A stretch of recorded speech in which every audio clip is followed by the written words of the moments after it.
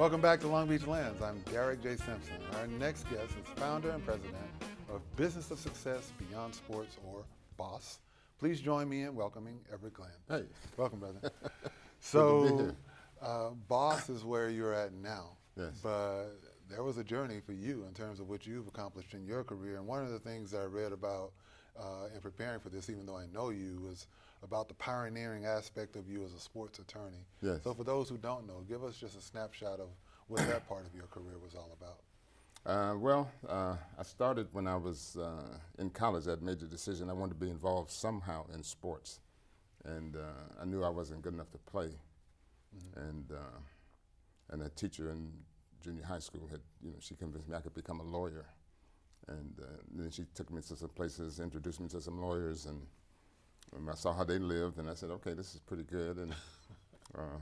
And so I combined the two, my love for sports, having played sports since I could walk, right, with representing guys. And I took a view of the landscape, and I saw that most of the guys didn't have real lawyers even at that time. There was no requirement that an agent be a lawyer. Mm-hmm. And now, for example, you have to have an advanced degree. Mm-hmm. And so there were a lot of people representing players who really couldn't take them and help them turn their 15 minutes of fame, we say, into a lifetime of good fortune. Right. And so I did my due diligence and identified this guy, Clark Kellogg, who was from my hometown of Cleveland. And basketball. Yeah, made 2 phone calls, because I was a proponent of networking, even at the young age, and it's only 6 degrees of separation.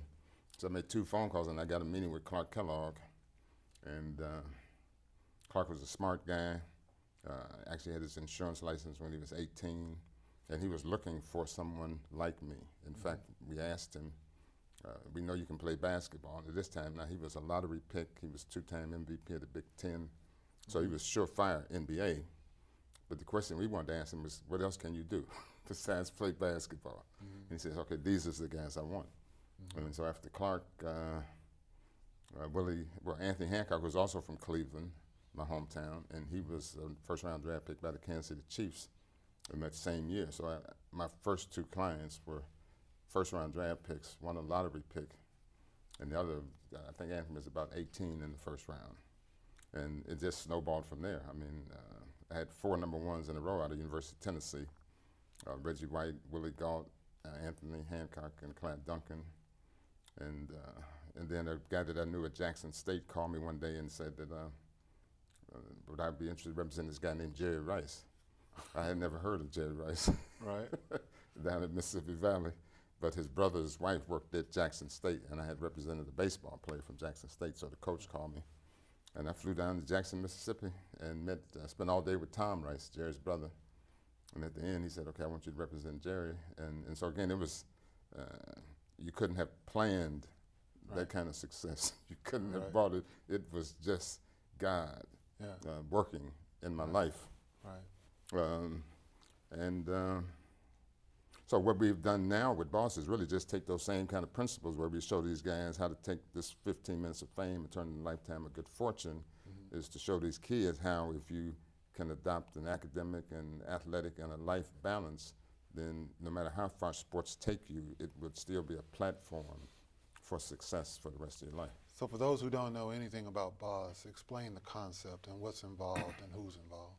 Well, BOSS is, there's a lot of references to the Bible. Like, we don't preach to kids, but that's where I get my strength from. Mm-hmm. And so just like a little yeast can spread through a whole loaf of bread, so we've identified student athletes because that's where I spend a lot of time. And I'm a former athlete myself, so I know the power of sports and how it can impact a life.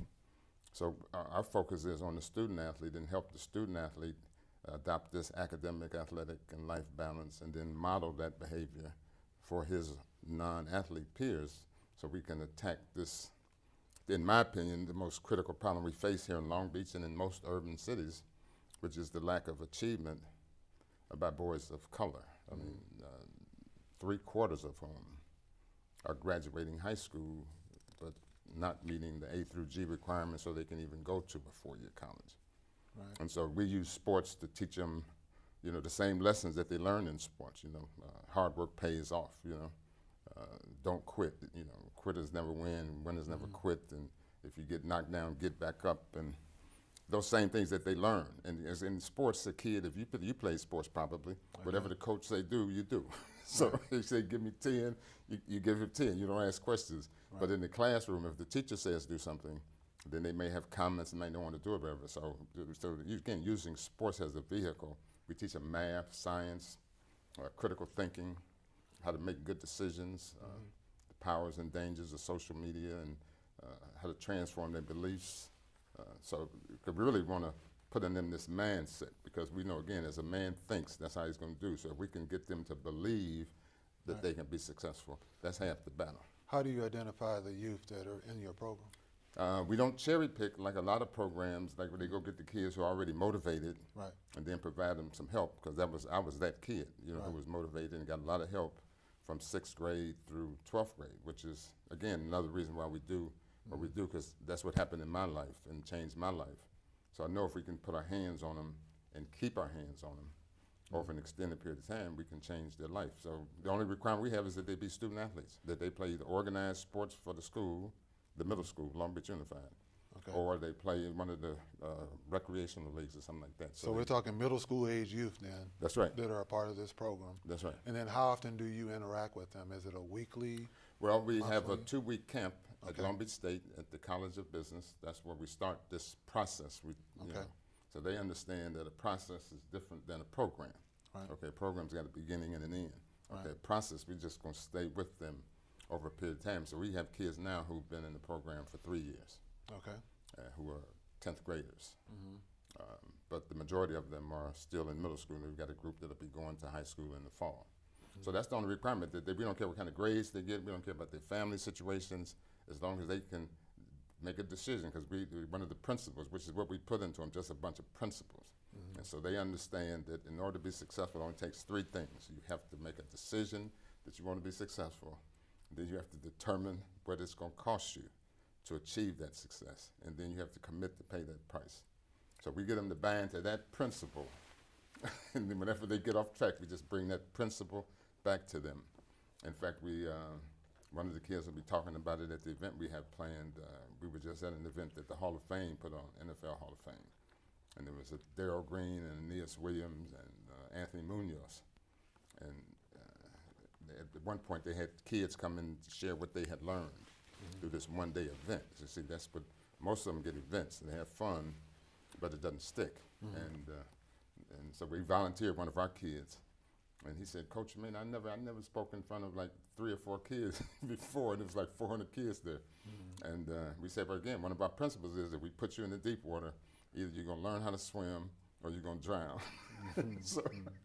So you got to do this, and I know you could do it. And he went out there and he did it, and he said afterwards it felt better than making a 3-point basket, you know, just to see the response he got, because we put him in a situation he had never been in. And you know, even if you fail, you won't fail the next time you do it. But it allowed him to grow in a way that he never realized that he had that potential. And his mother seen the video, she couldn't even believe it. She said, Right. "Mama, how did you get him to do that?" Right. You know, and Yeah. so that's what we do. Because again, that's what happened in my life. People Right. put me in situations and showed me things that I didn't see on 84th and Quincy. And after you see them, and then you get to talk to the people who are doing them, you say, okay, well, if he could do that, I could do that. Now, you're going to have a Boss Awards That's right. program, and when I looked at the list of the organizing committee, it's a who's who of people who've been involved in the community and Yes. otherwise. But for those who are watching and want to know more about that award ceremony, give us a snapshot of what's going to take place. Well, again, BOSS stands for the Business of Success Beyond Sports, and so on the 26th of January at the Long Beach Airport Marriott, we will celebrate a group of individuals who we think are boss.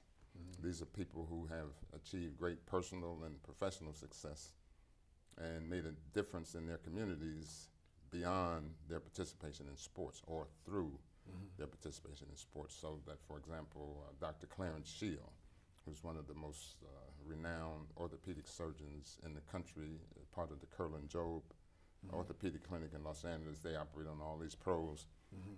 He started a program called Team Heal, where they provide medical doctors and athletic trainers to under-resourced schools in Los Angeles, because these kids are playing football, and they don't have a doctor on the sidelines in case something goes wrong. So Right. we're recognizing Dr. Shield, Kevin Demoff, who's the chief operating officer of the Los Angeles Rams. Right. Mushin Muhammad played 14 years with the Carolina Panthers out of Michigan State, following in the example set by Magic Johnson. He's owning a private equity firm now, Axum Capital Partners. Okay. And then Mayor Butts of Inglewood for what he's done to transform that community, Really and transforming bring it. Right. what he's bringing to that city. Right. And then we're going to recognize the CIF, which is the California Interscholastic Federation. They regulate high school sports. It was brought to our attention that 6 guys from the southern section, which is Southern California basically, are currently NBA All-Stars. James Harden, Russell Westbrook, Paul George, DeMar DeRozan, Klay Thompson, and Kawhi Leonard. They all came out of this area playing Quite an basketball. accomplishment. At one Quite an time. accomplishment. At one Yeah, time, right. yeah. We only have, speaking of one time, I have less than 1 minute. What's the closing thought you want to leave with people about what you're doing through Boss? Well, we're putting into these kids what Mama and them put into us. And Right. if we do that, we'll get a different result. Yeah. Great. Yeah. And we need help to do that. Right. Well, thank you for sharing the story. We're going to make sure that we do everything we can to get the Yes. word out, and come back and talk to us about what Yes. you're doing with Boss when you get a Thank moment. you. I appreciate the opportunity. All right, all right.